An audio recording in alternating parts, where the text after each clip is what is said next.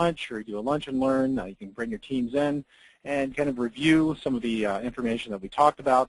Or if for some of those folks that are on the call right now that I'm your actual regular software consultant, if you just really miss my nasal voice, it's always good to kind of revisit that once in a while. So welcome, everybody.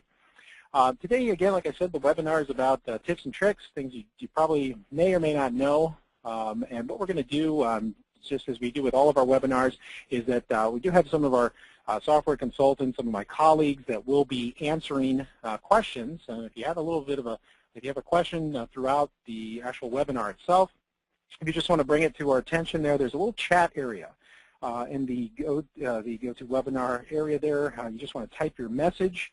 I think you can actually raise your hand in there as well, a little icon on that. And you're able to type your question in there while we're talking, and one of my colleagues will go ahead and actually answer that. Okay?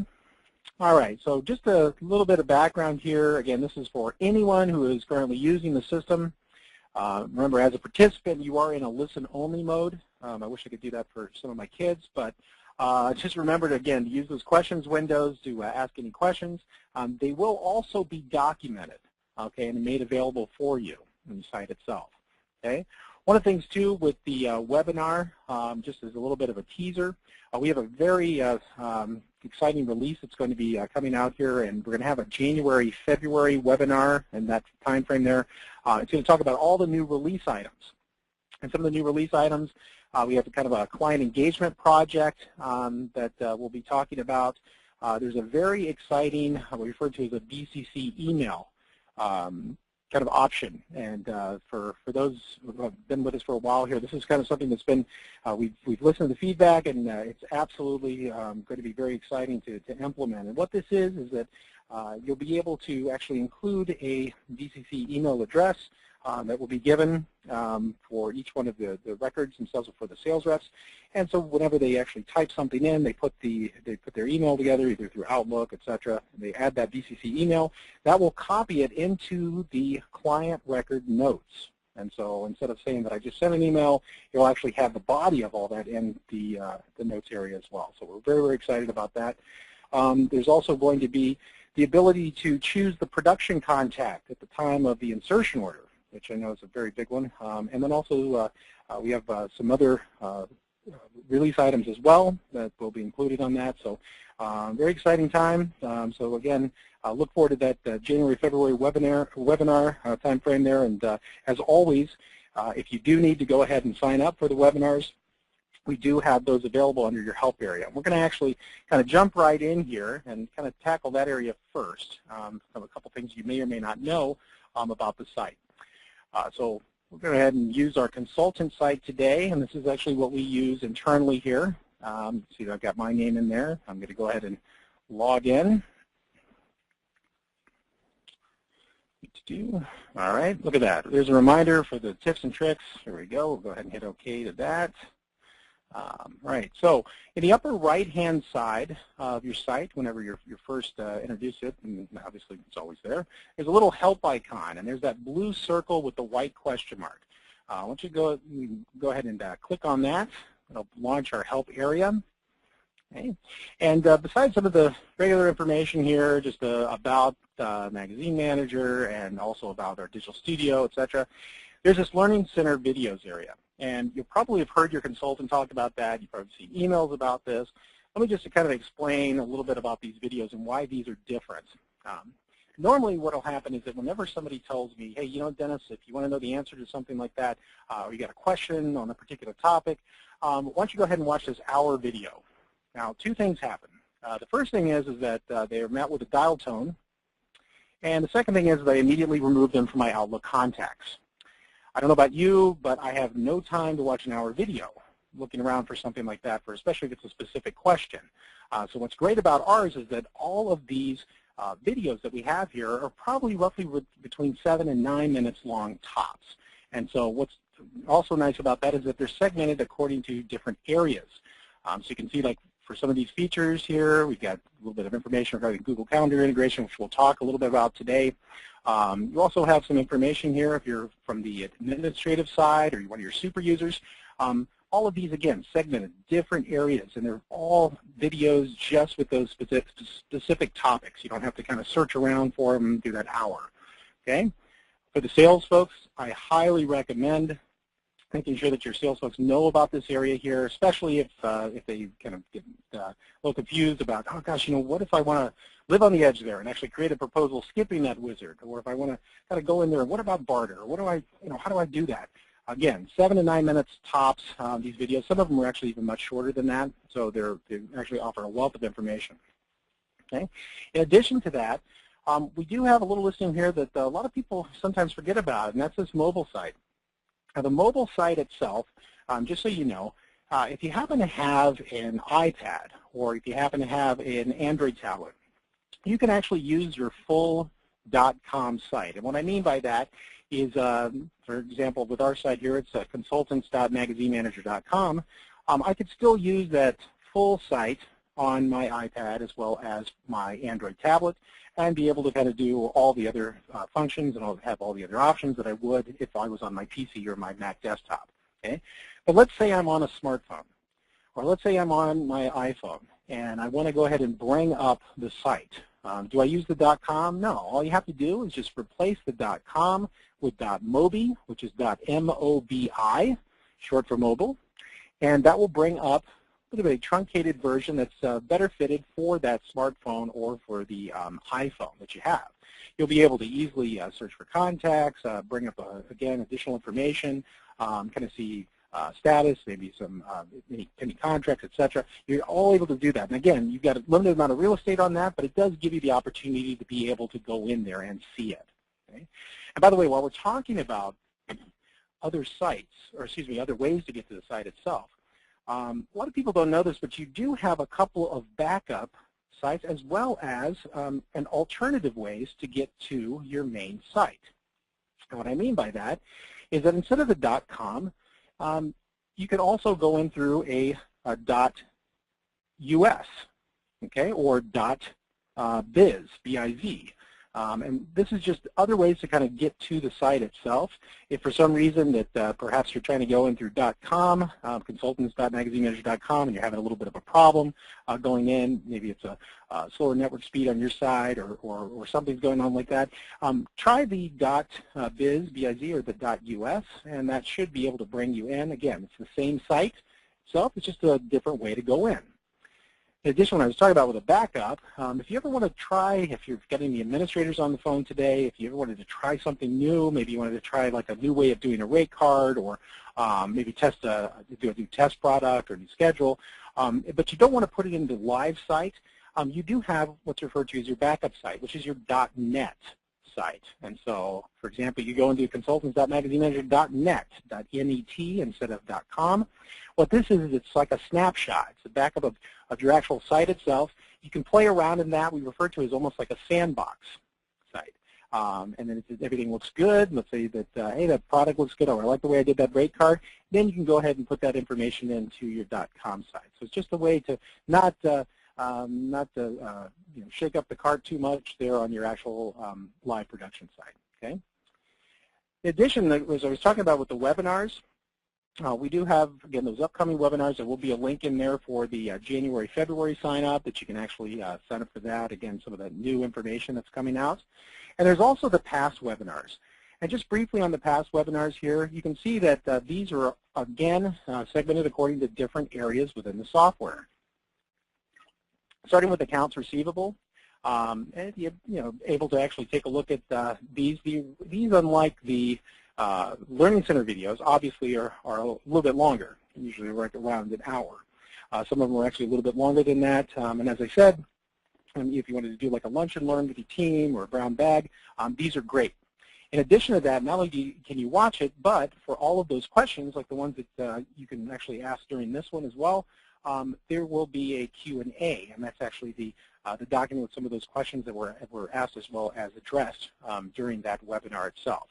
Got quite a bit on the Digital Studio as well as production, and I highly recommend also from the sales standpoint this Magazine Manager Training Overview for a new sales user. is very, very good. And I'm not just saying that because yours truly actually did that. I'm actually saying that because sometimes if you were trying to get something scheduled with us, and or maybe you can't get on the schedule, or you're trying and you need some answers pretty quick, it's also a good one for some of your new folks to actually take a look at. Okay. In addition, we do have Ryan Dorn, who's a renowned corporate ad sales trainer. He's kind of the guy in the business there when it comes to getting the most out of your CRM solution. This one I would highly recommend taking a look at as well. Okay. And as always, there's also a contact us. Very, very important if you ever need to contact any of us here. There is a link where you can actually schedule some time with any of the consultants themselves. And on mine here, there's a picture of me.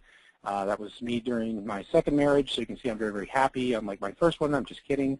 But there's a little bit of a picture there, so you can actually schedule some time with me on there. Okay? All right. So let's take a look a little bit in regards to that Google Calendar synchronization. And again, this has been something for that we've been pushing for a while here. Again, if you're familiar with Google Calendar, it allows you to actually integrate in the Google Calendar system itself with an established Google email account, which again is free. And once you've established that, you are able to hook that up and synchronize that two ways with your Magazine Manager account. Now, in regards to that itself here, you would just simply click on the actual date itself, and you should have a connect button. It looks like on mine, let me just go ahead and make sure real quick here. Looks like my Google Calendar sync was set as no, and for your administrators, you want to make sure that this is set as yes, okay, within the individual employee's profile. There we go. All right. I should, as you can see now, and I've got that refreshed since I've gone from no to yes, I do have a little connect button there. Again, once that's been established, that you have that user to be able, as a yes, to allow Google Calendar synchronization, they will have a connect button. On that connect button itself, it will ask, would you like to have a Magazine Manager to have offline access, again with Google itself. You can hit accept on that, and that will allow you to synchronize that information over. Now, mine is not going to, because I've already have that set up. I just turned that off as an example. But once you do have that connected, it will give you a confirmation, and you can start actually synchronizing over for your Google account. Now, one thing to remember here, too, with the Google account is that you do want to make sure that the actual Google Mail has been set up for that individual. And one of the things I would highly recommend, I do for my clients, is that if they already have a personal Google account, it might be a good idea actually to have them set up a separate account for that, only because they will receive all their personal information as well over into their Magazine Manager calendar. So just if you happen to have any questions on that, or also the ability to actually be able to kind of see some of the enhancements of the highlights on that, as well as some sharing accounts, etc. We do have a document you just reach out to us, and there's also a video in there as well that we actually just went over under the new features. Okay. All right. So one of the things that happens quite a bit around this time is some people will actually, we've had quite a few calls actually in the last couple of weeks, where you need to extend out your schedules. Okay? And when it comes to extending out your schedules itself here, and again, assuming that the administrators are the ones who are actually doing this, it's very, very easy to do. Because sometimes, remember, when you're having a schedule itself, it's assuming these are those issues that you are going to be able to sell in the future for. And so what's going to be important to remember here is that you need to go into the site-wide defaults area up here at the very, very top. And again, we've got here from the management, site setup and website setup area. Go over here into the site-wide defaults. And right here where it says show additional insertion years. Okay, show additional insertion years right here. Okay, this is basically saying here that there's a 2 years of issues starting with the year -1. Now that -1 is representing the current year. So like you said, in January you may need to adjust this to the proper year. You can actually say that if you wanted to maybe add that to 5 years and -1, so there's actually be taking this year and then 4 years in the future. Okay, this is actually just allowing you to have a little bit more of a buffer so you can actually build out those schedules in this next area here. Go ahead and hit save. Okay, once I hit save and then I go ahead and hit done, I can go to that publication schedule, again found under Ad Sales Management. And again, this is our test site, so we have quite a few schedules in here. But if I needed to go ahead and actually add some issues, it's very easy to do. I can go in here, like for example, this ABC Magazine, and view issues here. And you can see here at the very, very bottom, I can go ahead and click Add Issues. Okay. When I click Add Issues itself here, remember that it's important when you have the start date, you want to make sure that the start date is the date that the schedule currently ends. And you want to add the number of occurrences here at the bottom. Okay, so I believe if I went back here, it looks like we got 2016. So don't have too many to add in there. Was it 10? Yep, let's see here. So I'll go ahead and add from 10-1. We'll make that 11-1. Make that 16. Okay, I believe this is on a monthly as well here. And you have the ability also at the very bottom, there's two different options. Whether you want to end this after 12 occurrences, which in this case is a monthly, would just be another 12 issues, or you can actually end it by a date as well here. And we'll just end it by the 12 occurrences. Hit save there. And see what that did is it actually just added another year for me. Okay. At this point now, those issues will be available so that I can go ahead and actually sell against. Right? So that when you're doing your insertion order, you're able to kind of choose any of those future years, and you should be all set. All right, so let's go ahead, and we're going to go ahead back here and hit cancel. And also, it's a good time, by the way, too, especially with this with the publication schedule here. Notice that it says new schedule at the very bottom. Remember our old buddy up here, our little green refresh icon. Okay, what does that do? It takes us back one session, right? All right, fantastic. Okay, another thing that happens too around this time of year is that sometimes there are probably some new, maybe you had some products that you're no longer using, or you want to make sure that those products are no longer being shown anymore or displayed whenever your reps are doing an insertion order. Okay, and so one of the ways that you can actually do this, and this is actually going to be kind of a common theme on some of these things, some of the topics we talk about, is that you can expand out those products, and you can see that there's a status up here. Okay, and right now all those statuses are of active products. Okay, very, very simple to do. You know, you don't want to delete those products, and actually you probably can anyway if they've already been tied, if you have any sort of contract history on there. But if you did need to go ahead and deactivate one of these products itself, it's very simple. You just simply click on the edit icon.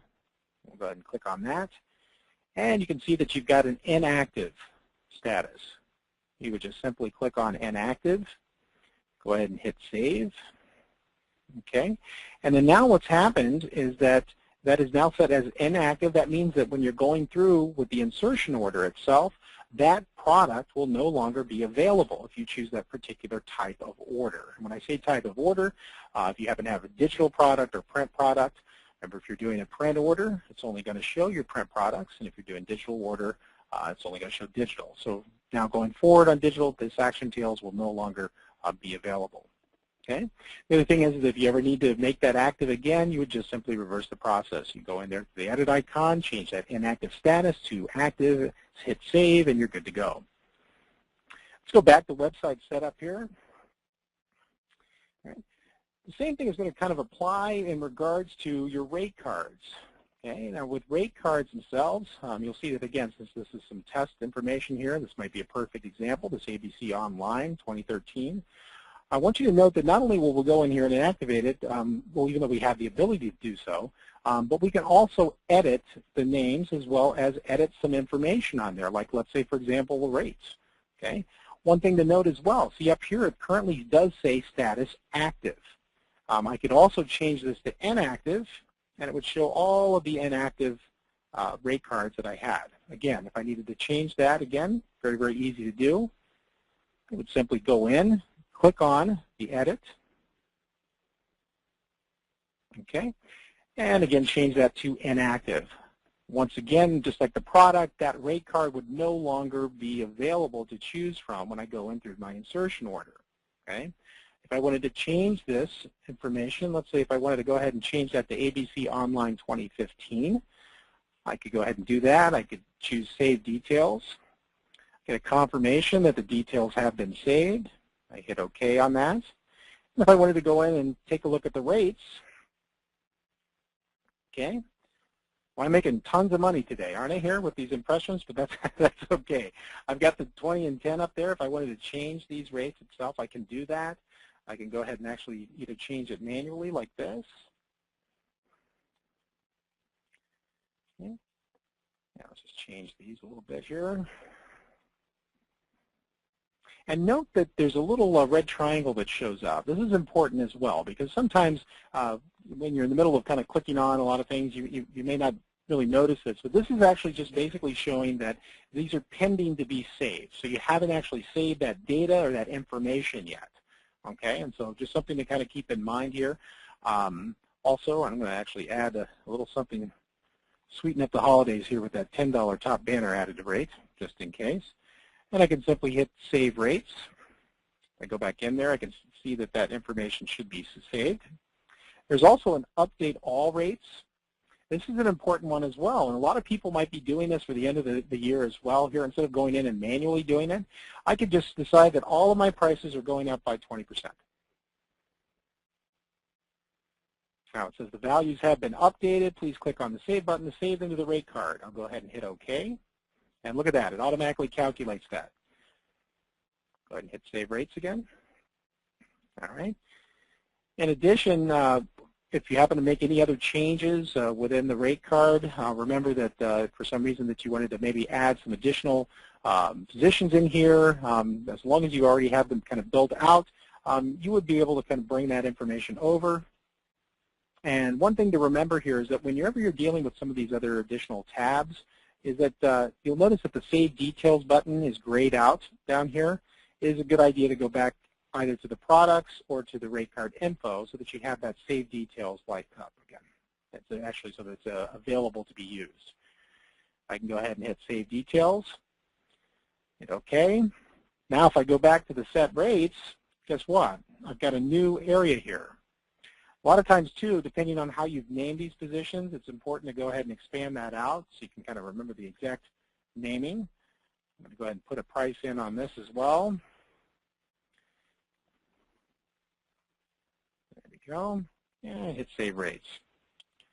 Now, at that point right now, when I've saved details, my ABC Online 2015 and all those products that have been connected to them have been updated so that I've got this new rate card ready to go. We're going to go back to the website setup here, and we're going to talk a little bit about the templates and these proposal templates. Notice that we do always have proposal, invoice, and the statement templates. That proposal template, you can see that there's a lot of them that are actually active. Something what I like to do here is that with my clients, especially when you're first starting out and you're doing your templates and you're kind of getting everything just the way you like it, you're editing maybe one or two of them, you'll note that, and all of them are still considered active, even some of those system-generated ones. And you probably remember, if you've been with us for a while, they're template, proposal template A, B, C, D, and E. That's always going to keep showing up whenever you're doing an insertion order unless you make that inactive. And the reason why it's a good idea to make those inactive is that once you have the templates the way that you like them, the last thing you want to do is confuse sales. And also it just kind of tidies up everything. So if you want to do an insertion order and you don't want some of the older templates to show up, you can simply go ahead and actually just uncheck, just like we did. You're seeing a theme here. Notice that at the very bottom that it would show inactive. Okay, I'm actually going to make that Survivor magazine one active again. Okay, let's go back to the website setup itself. All right, and we're going to talk a little bit about some of the other areas that are actually within that main website setup. Now, when it comes to some of the information in here, a lot of times what happens is that we get in the habit of going through this either on your initial administration call itself, and sometimes you never go back to kind of take a look at exactly why you need certain values, what makes the most sense, especially under the contact management. We talked a little bit about categories, which are those one-to-one relationship values, but something that is actually pretty powerful, but a lot of people seem to not really, kind of see a little bit of confusion about, and that would be the activity types. Now with the activity types, these activity types are ways to describe a type of activity, and actually kind of there are a lot of ways to be very specific in regards to how you would classify certain note entries or certain callbacks or certain meetings that you might have with a client. Okay, so for example, what we're going to do here is I'm actually going to bring up a test client here, and we're going to go ahead and bring up Justice League of America. Of course we are. All right, I'm going to go ahead and click on that. And if you note here on the actual record itself, where your sales reps or yourself are putting in notes and activities, the select activity type right here. Okay, this goes hand in hand with the type of entry that you're putting into the notes. Okay, and so for example, we've talked about before when it comes to an actual note. The note is just that. It's a very, very basic listing, such as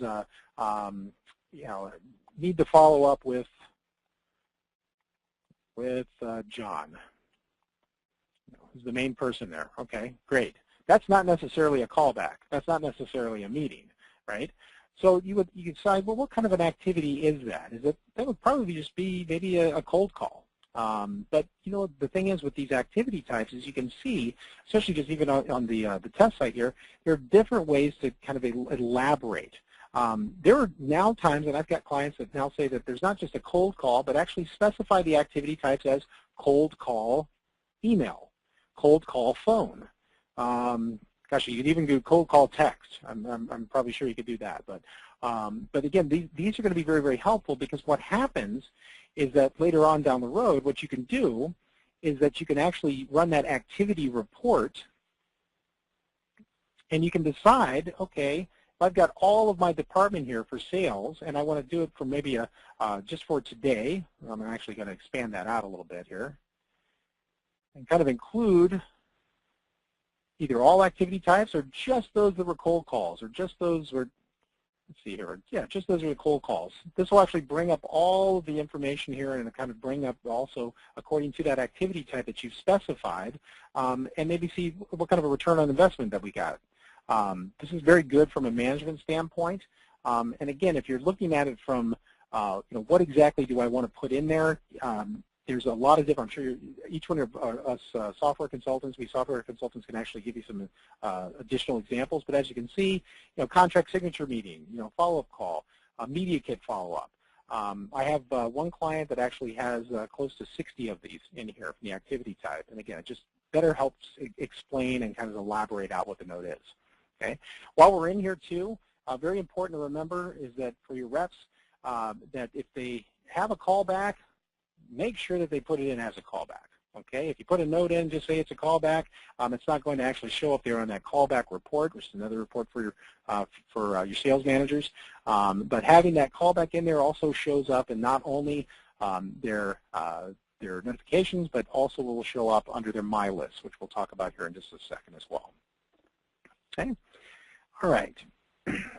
Now, in regards to the notifications, let's actually take a look at that again here. We're going to go actually back into the employee editor. I'm just going to go back here.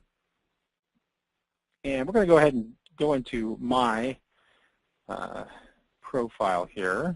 And no one copy down my password, okay? I know that's pretty common here with all those dots, but still. See that bottom right-hand side with that Edit Reps Notifications, okay? The notifications are extremely beneficial, okay? And the reason why we kind of stress this is that as an administrator, it's important, depending on who that individual is and what their profile entails, on what you want them to be notified or what trigger notifies them according to their role. And let me explain that. You can see that at the very top here, we have this set up as AR, which is the accounts receivable information. Well, I'm not in accounts receivable. And if you ask Capital One or my wife, you have a reason why I'm not in accounts receivable. There's no reason I should be anywhere near money. So I do not really need to be notified whenever there's an invoice or job created there, or a payment's been received, or if something's been voided. However, if you were under a profile and that is your accounts receivable person, definitely make sure that they do have these checked. What's going to happen is that depending on that role and what notifications are being used on that, that will show up on their actual home screen. Okay, so whenever they log in, they'll be able to actually say, oh, look, I've got, there's a late invoice for ABC Company here, or the Justice League of America had an invoice voided, and I need to follow up on that. That's good because, again, it's specific to their role.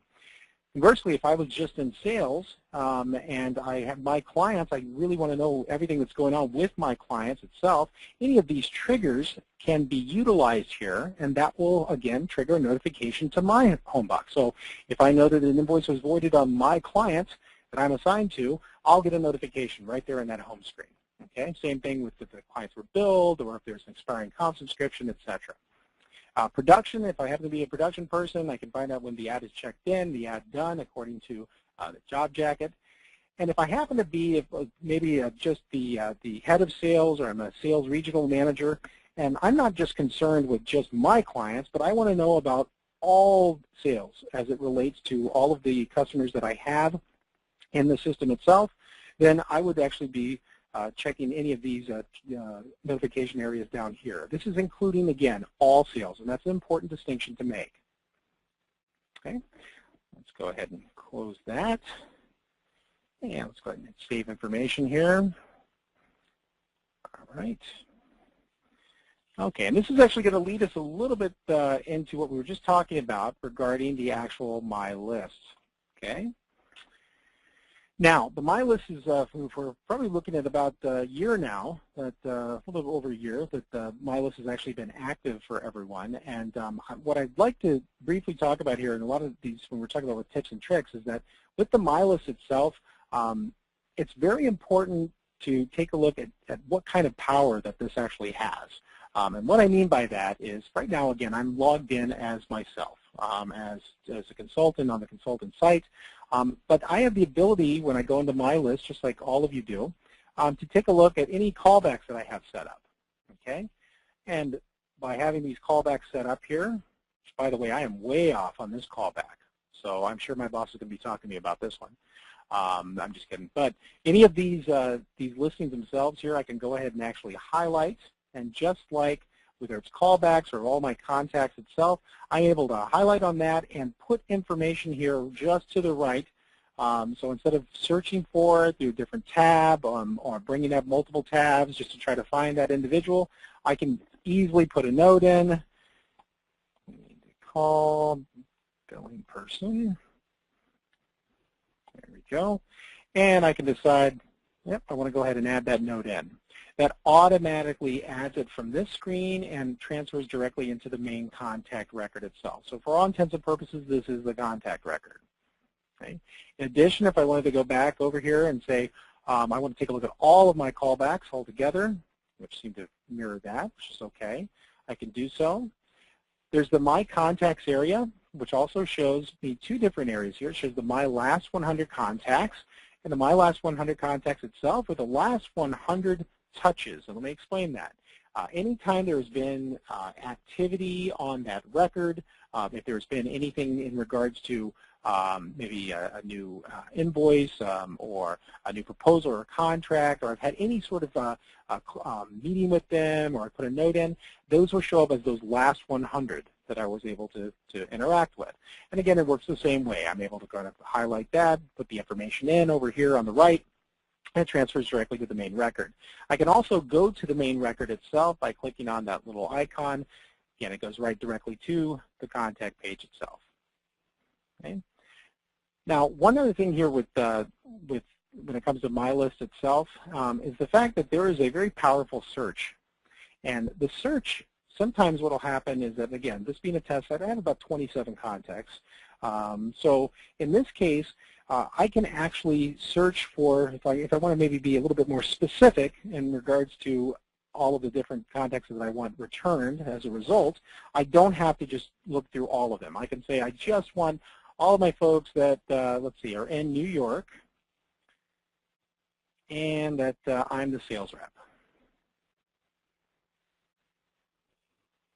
Okay. In addition, you can see here, I can see whether or not they've also been existing contracts or not.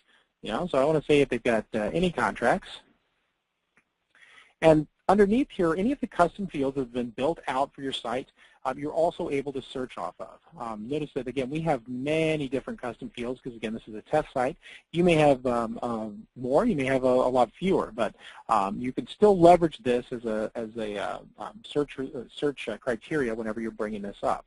Now, the nice part about this is that since I've got the information in, it's just me as a sales rep, any contracts in New York. I hit search. Okay, I have a little pop-up that comes up and says, hey, do you want to go ahead and add this to your saved searches? Okay, and it actually doesn't do that in that voice, thankfully, because it'd be a little bit too nasally, but that's okay. But in this add to search itself here, I can say, all right, I'm going to call this New York Dentist Clients. All right, and I'm going to hit Save Search. Okay, and I can see that I've got 4 listings there. All right, the nice part about that, by saving that search, is now if I go back into my list, going forward, I have my New York clients. Oops, I hit the wrong my New York clients. There we go, New York Dentist clients. There we go. Perfect. All right.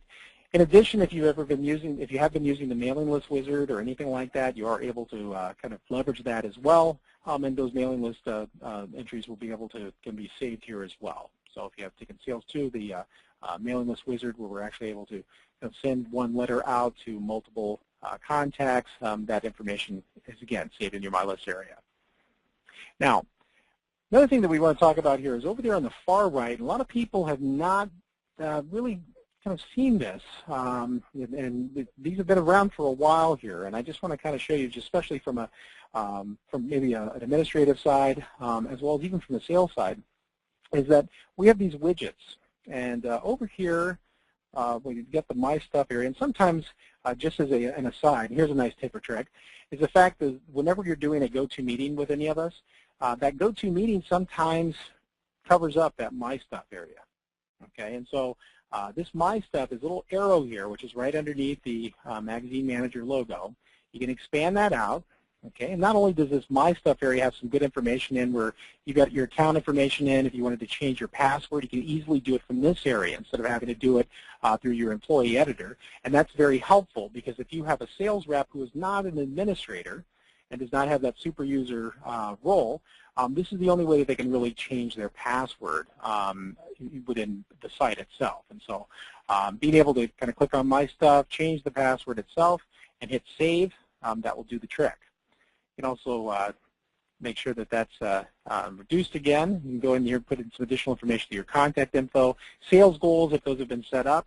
For this site setup, there's a couple things in here. There's a choose a website theme. We have a default gray and slate. I'm keeping it as default for right now just because of the visual since we're kind of hosting this. But there's a little add widgets area. So I'm going to go ahead and click on that add widgets. Okay. And note that I already have a couple of different widgets on here. I'm actually going to remove a couple of these. I'm going to add some in. But these available widgets that are, if I can say that correctly, the available widgets, they are broken down from management, production, as well as sales. So if I wanted to maybe get some information regarding my goals, I can go ahead and grab that goals area there. And I can go ahead and just put that in my column. Let's say if I also want to maybe do a month-to-date and year-to-date contract sales, I'll put that right underneath there as well. I can keep doing this according to all these different columns itself, but if I'm okay with the way that this looks and I've got just those two that I'm actually interested in, I just simply want to click this here to refresh the site and see the changes. This little link right up here at the top. And this will refresh.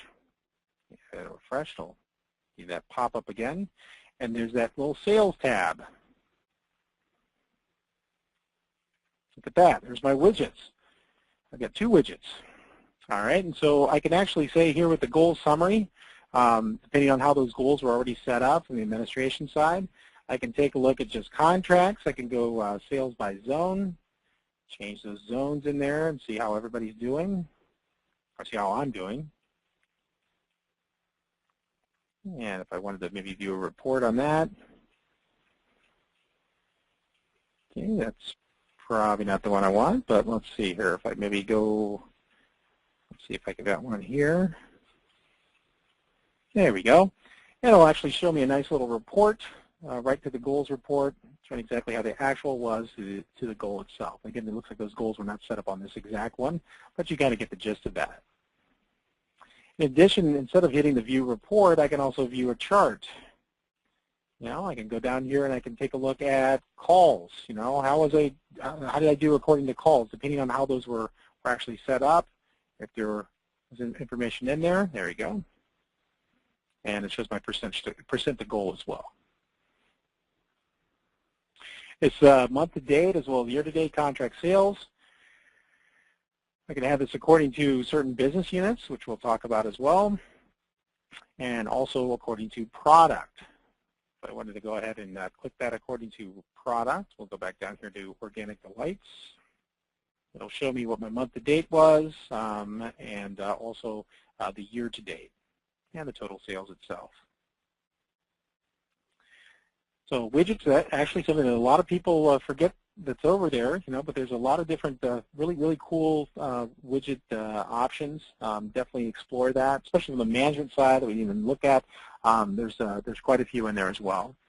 Now this business unit we talked about just a little while ago regarding the actual widgets. The business units are used to kind of categorize certain products, okay? And sometimes what people will do when it comes to business units, I have a client actually out of Nevada that does a blues magazine as well as a reggae magazine, okay? And they also do some digital for both the blues magazine as well as for the jazz magazine, excuse me, blues and jazz. And so, excuse me, blues and reggae, there we go. And so they've actually got that set up so that all of their blues products are in the blues business unit, and then obviously the rest are in the reggae. What's nice about that is that you're able to immediately kind of bringing up according to different reports just by business units. You can do all business units, or just kind of see, especially if you happen to have perhaps a sales force that is primarily concerned with, you know, half of them are with reggae or half are with blues. Or if you have rock and polka, that doesn't matter, either way there. But the way that you have that separated off there, it makes the report a little bit more clear. And then you're also able to, not only from the report standpoint, but you can actually kind of get some access restrictions or kind of keep access a little bit separate. Okay. All right, so let's go ahead and down here, I'm going to go ahead and close that area. Once you go back to the actual home information itself, another thing that a lot of people forget about is that the announcements over here on the right-hand side, from announcements itself, remember these announcements are company-wide.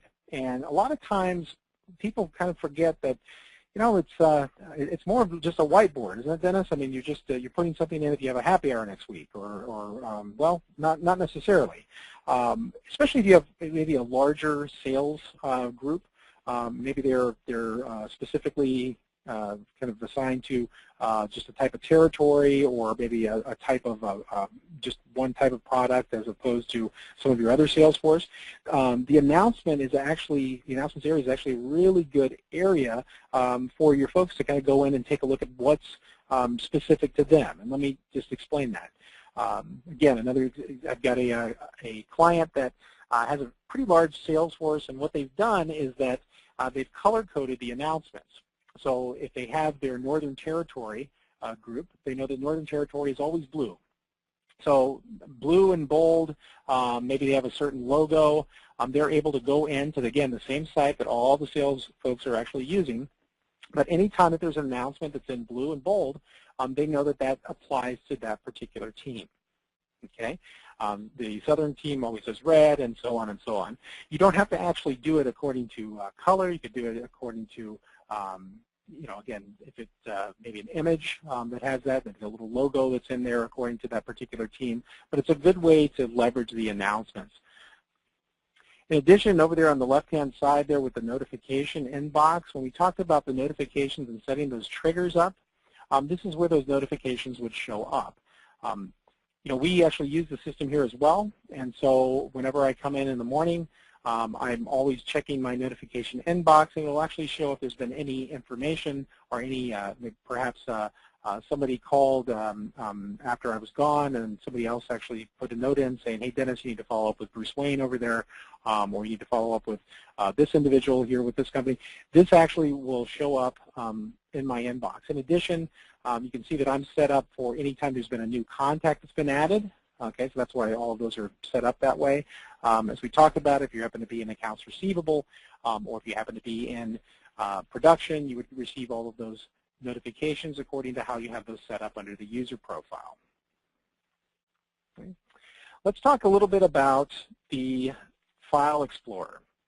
Okay, this is an area that, again, not really used a lot, mainly used for actually housing a lot of the information in regards to whenever you're doing a template or whenever you're kind of you're uploading an image. But you do have the ability to bring up the File Explorer here. I'm going to bring up this under Tools. And the File Explorer itself is sort of a repository. Okay, and basically what that means is that I can actually set up a new file, and I can open that file and bring a document up, and I'm actually going to bring that over here, and let's bring that over to, let's see here if I've got a document. Let's see, let's bring that iPad Basics. Okay, and I can go ahead and hit Save. Okay, and that will bring up that into my File Explorer. It'll also date stamp it. It'll show the actual size as well here. Okay. Now what's nice about this is that I can actually right-click on the file, and I can copy that link address. And in that link address, I can go ahead and say, well, let's see, if I wanted to make a quick announcement in here. Let's see, we'll bring that up. Let's see here. I have a little problem with that here. Let's see. I'll tell you what I'll do here is I'll actually bring that up according to, let's bring up another client. Whoops. There we go. Yeah, I'll put a little note in. Spoke with JLA, sent them link to iPad Basics. And put that link in there. Save there. That link itself, if I wanted to copy that, I could put that in. I could put that into an actual email, not just with the notes, but I could put that in an email to the client itself and allow them access to that particular file. You can upload not only just through files themselves and share those out, but you can actually create folders, and a lot of people, what they'll do is they'll use this mainly for information such as you can do like for maybe media kits, so on, maybe some ad material information. You can do all kinds of things in that area. Now there is a different type of File Explorer, and that's the File Explorer Secure. And it kind of works the same way, except for the fact that this is assuming that these are files or information that you want to share between people within your actual company that are actually there and they have their magazine manager or newspaper manager log in an account. Okay, so you can actually upload files this way. You can go ahead and put that information in, and you can send that link. And again, as long as they have an internal magazine manager account, they're able to actually leverage that and go in and kind of access that information. Okay. And by the way, with that File Explorer itself here, that's you can include that in not only with the emails, but you could also include that in the templates as well. If for some reason you wanted to kind of add that in as a link, so that they can kind of get to that file. Now, speaking of tips and tricks, this may be an oldie but a goodie here, and a lot of people kind kind of forget this, and especially sometimes if you're, I know that if I get into what we refer to as tabapalooza sometimes, where you start getting more and more tabs, and you're wondering, well, how do I clean this up? Just remember that you do have the ability to right-click on the tab that you want to maintain. And by the way, when I say maintain, we're going to keep my list too, because that's kind of hard-coded. But that second listing there that says Close Other Tabs, you can go ahead and click on Close Other Tabs, and it gets rid of that. One of the other things that we've actually added as well here, well, actually from a tip standpoint, are production charges. And the production charges, we can actually put that in at the time of the insertion order. Okay, so if we went ahead and we brought up our good buddy Justice League of America again, and if I wanted to do a quick proposal, and I go in here and I click New Proposal, see why you want to kind of get rid of some of those inactive templates, because they're going to show up here. That's why it's always good to follow that. Thanks for the tip, Dennis. That's right. So if I go in here and I decide to use the Organic Delights template, and I'll go ahead and add a line item, and I decide to choose that print order, and I'm going to use the Organic Delights again for my product, and the Organic Delights rate card. Right here is the production charges area. Now this did not used to be here, but at this point, you can put in the production charge. And the nice part about that is, again, see that little pop-up that comes up? You just enter that production charges amount for this ad. You're able to put that information in right at the time of the insertion order. Okay, instead of having to rely on doing it down the road during the within the job jacket for the production side. Okay, so that's kind of nice. The one thing that I would recommend on that is you want to make sure that your template that you are using, and most of them do, but you want to make sure that your production charge is added as one of the display fields for your template. Remember, if you don't have it there for that area, then it will not show up. And actually, that's a good segue as well. If I go back into Management Site Setup and Website Setup, going back into that proposal template itself, and I take a look into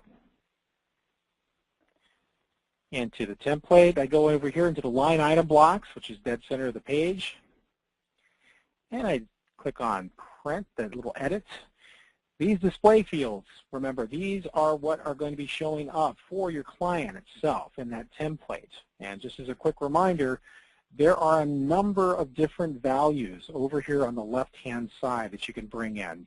Remember, you are not restricted on just having this information here, but whatever you do decide to bring in, it's very important that you do bring that over from the left side into the right side here. And actually, this one does not have one that I would highly recommend bringing in. I always have my clients do, and that's the Add Notes.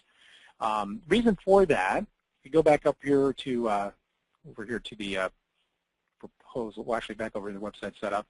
The Add Notes itself, this is showing up just like we were looking at the production charge, and we were actually choosing that ad size.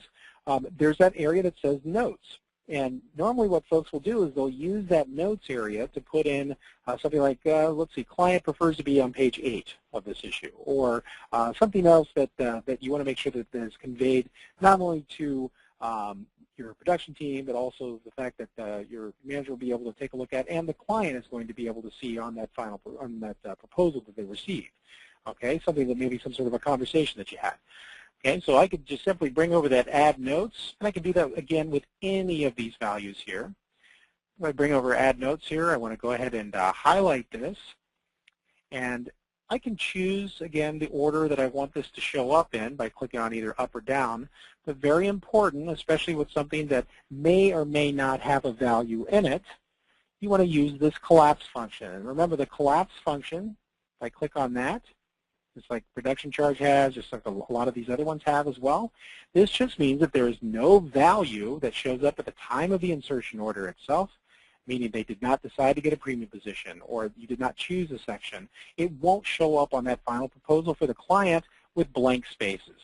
Okay, and so if there is a value for that particular item, then it will show up for the template. Okay, so I'll simply save that. And by the way, before I hit save, Over here on the right-hand side, if you do create any sort of custom fields, always remember that you can bring those in as well, okay, to the template. Again, just depends on exactly how much space that you want to deal with regarding the actual proposal that the client sees. But always remember to reach out to your software consultant on that, because they can actually kind of give you a better understanding too. You know, you can kind of test out the proposal as well, kind of help you out and make you maybe push you toward a decision on whether or not that's a value add for your client or not. Go ahead and hit save on there. And we'll go ahead and hit done. And we'll hit save and done. All right. Now, one of the other things that I want to talk about here regarding some of the tips and tricks would be for your tech support, for the tech support and actually entering in a support ticket. Always remember that when it comes to entering in a support ticket, that it's better to have as much information as you can put down there, because that's going to help on expediting the actual resolution of that particular issue that you're experiencing. Now with the support ticket, and sometimes up here on the upper right-hand side, sometimes you may kind of gloss over it, or you say, well, you know, I'll get to that. And you know, if you can't get in touch with your software consultant, or if you're having a problem scheduling some time, and it's something that you really need to have the tech support team take a look at, you just simply click on that tech support icon itself. Let me just make sure. Let's see. There we go. Perfect. And that's going to actually bring up the tech support kind of fields themselves here. Now, let me give you a little bit of a tip here. When you're putting in the information itself, you know, again, it does bring in all of your information according to how you're logged in. It has your email address in there and also the company name. I think I'll change that. There we go. As well as the site. There is a browser drop-down. Now, why is browser so important? Well, you probably have seen that sometimes what happens is that since we do rely quite a bit on pop-up menus, as well as different browsers do different things, sometimes Microsoft, they get a little antsy there and start releasing a lot of things into the wild. You know, maybe it might may have like a weird border issue for a while before they actually run a patch to resolve that. It's important that the tech support does understand what browser you're using here. Okay. Keep in mind too that you know, we even have those listed for mobile as well, or if you happen to be on the iPad. Okay. If you happen to be an Android tablet user like myself here, you would use one of these mobile ones here. Okay.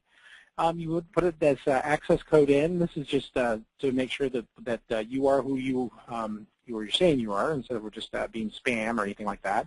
But here's that tip I was going to talk to you about. The category. Sometimes, you know, even though we have a long list of categories in here, and it is really important to try to be as specific as possible, maybe it doesn't fit in here. And sometimes a lot of people will go, gosh, you know what, I'd rather just pick anything and see if I can send something out. I would much rather have you put in the error other or a general question instead of just kind of putting anything in here, because the thing is that this will actually be triaged according to certain resources and certain buckets, so to speak. So you know, you definitely want to make sure that if you do know what it is, great, go ahead and choose it. Otherwise, you have the error other or the general question, which is always good. Okay. Make sure you put the subject information in. Again, all of these asterisk marks mean that these are required fields, and you just want to put a brief description in here. Now, when I say brief, I mean brief detailed, right? We'll have an oxymoron here, but as much information as you can, some examples, and by all means, if you do have the ability to take a screenshot, if it happens to maybe got like a weird screen that came up or a weird error or anything like that, take a screenshot and know that you can choose those screenshots here. You can actually attach up to 3. You just want to make sure they're about 4 megabytes or less. But yeah, you can actually attach those on. That will help out tremendously on getting that expedited for you. Okay. All right. Well, folks, we're about out of time here. Just in regards to the webinar itself, as I said, we have gone ahead and recorded the webinar. I'm very, very excited about that January, February webinar. We've got some of this new release information again that's coming out. Again, the client engagement project, the BCC email, which is going to be fantastic. Any of the information that that we covered today. If there's anything that you may have some additional questions on, feel free to reach out to any of us consultants on here. I know that if you happen to shoot me an email or drop me a line, anything like that, I'll give you a call back. Just let us know. We're here to help you. Again, very exciting times right now. A lot of new stuff right around the corner. And other than that, hope everybody's had will have very, very happy holidays. It's our pleasure to actually work for you, and it's you that actually helps us enhance and actually get more functionality out of the system itself. So without you, we wouldn't be able to do it. So thank you very much. Again, happy holidays, happy New Year. We look forward to talking to you in January, February for the new release. And as always, if you need anything, please reach out to us. So we're here for you. Okay? Thanks very much.